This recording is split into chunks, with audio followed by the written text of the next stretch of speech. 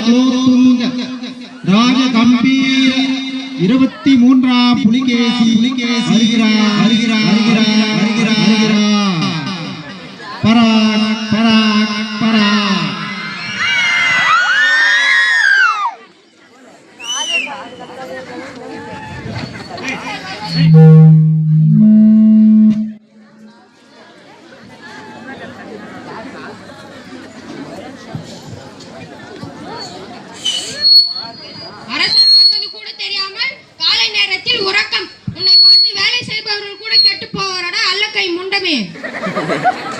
அமைச்சர்களே கலக்குங்கள்.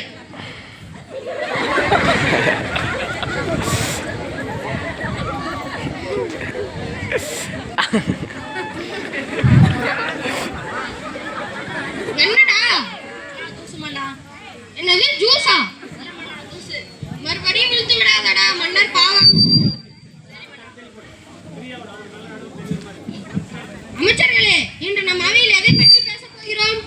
வணக்கம் அண்ணா. நம் நாட்டில் 3 பிரச்சனைகள் தலைவிரித்து ஆடுகிறது. தலைவிரித்து ஆடினால் என்ன, இழுத்து கட்டிவிட வேண்டியதுதானே? சரி, அப்படி என்ன 3 பிரச்சனை?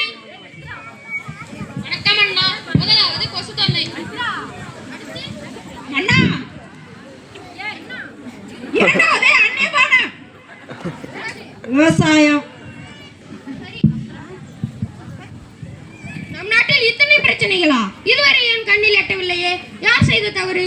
சரி, முதலாவது பிரச்சனையான கொசு தொல்லை ஒழிப்பதற்கு ஆளுக்கு ஒரு தீர்வு சொல்லுங்களேன். மன்னா, நாம் ஏன் கொசுவை பிடித்து உன்னை நசுக்கி விட்டால் என்ன? கடிக்க வரும்போது ஓடிவிட்டால் என்ன? அப்படியே ஓடிவிடு, இந்த பக்கம் திரும்பி விடாதே. பிடித்து விட்டால் என்ன? அப்படியே உன்னை அறைந்தால் என்ன? அமைச்சரே, தாங்களின் கூற்று? அது வந்து அமைச்சரே, என்ன தூ தூ என்று துதி பாடுகிறீர்களா? உக்காரும் மங்குனி அமைச்சரே. லகட பண்ணீங்களா? கொசுவை ஒழிப்பதற்கு வழி கேட்டால் வளர்ப்பதற்கு வழி கூறுகிறீர்கள். யாரெங்கே? நம் நாட்டின் அமைப்புள்ளவரை அழைத்து வாருங்கள். யூடியூப்ல போய் லைவ் போடுறியா?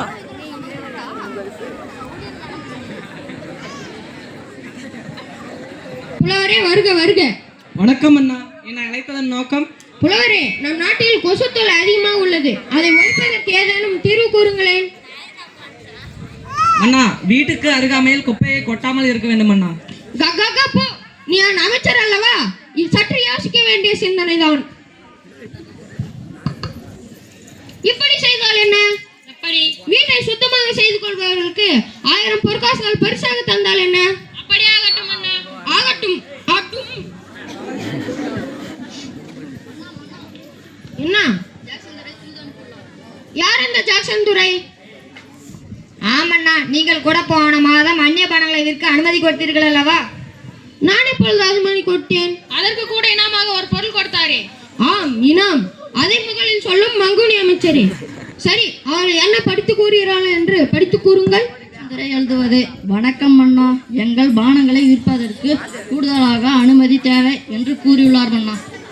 சரி, அவர்கள் என்ன பொருளை வேண்டுமானாலும் விட்டுக் கொள்ளட்டும். எனக்கு தேவை இனாம். ஆம், இனாம். இது எந்த விலங்கின் மாமிசம்? நான் இதுவரை உண்டதில்லையே. யாரெங்கே? இதை மனித உணவில் சேர்த்துக் கொள்ளுங்கள். சற்று பொறுங்கள் மன்னா, அது ஒன்றும் விலங்கின் மாமிசம் அல்ல. அந்நிய பானங்கள் குடித்து அழுகி போன மனிதர்கள் நுரையீரல். என்ன? என் ஆட்சியில் இது போன்ற தவறா?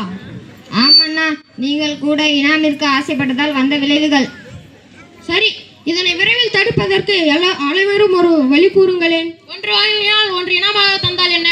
அப்படியே உன்னை இலவசமாக கொடுத்து விட்டால் என்ன? குடிப்பதற்கு பதிலாக குளித்து விட்டால் என்ன? அப்படியே உன்னை தீ குளிக்க வைத்தால் என்ன? நமது நாட்டு எதிரிகள் மீது தெளித்து விட்டால் என்ன? போனடி. அமைச்சரே, தாங்களின் கூற்று? அதாவது அமைச்சரே, இங்க வாருங்கள். எப்ப பார்த்தாலும் வந்து வந்து வந்து உட்காரடே. சரி, யாரங்கே? தெனாலிராமனை அழைத்து வாருங்கள்.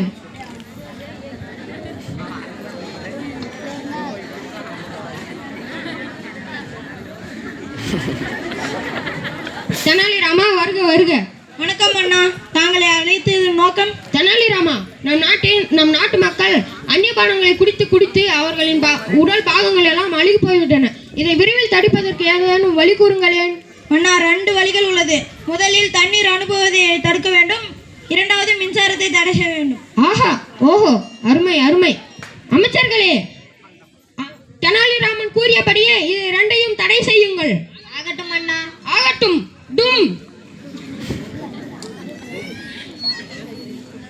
அண்ணா, நம் நாட்டில் மழை பெய்யாதால் விவசாயிகள் பசி பண்ண அவதிப்படுகின்றனர் மன்னா. என்ன? விவசாயிகள் பசியாலும் பட்டினியாலும் அவதிப்படுகிறார்களா? என் ஆட்சியில் இது போன்ற தவறா?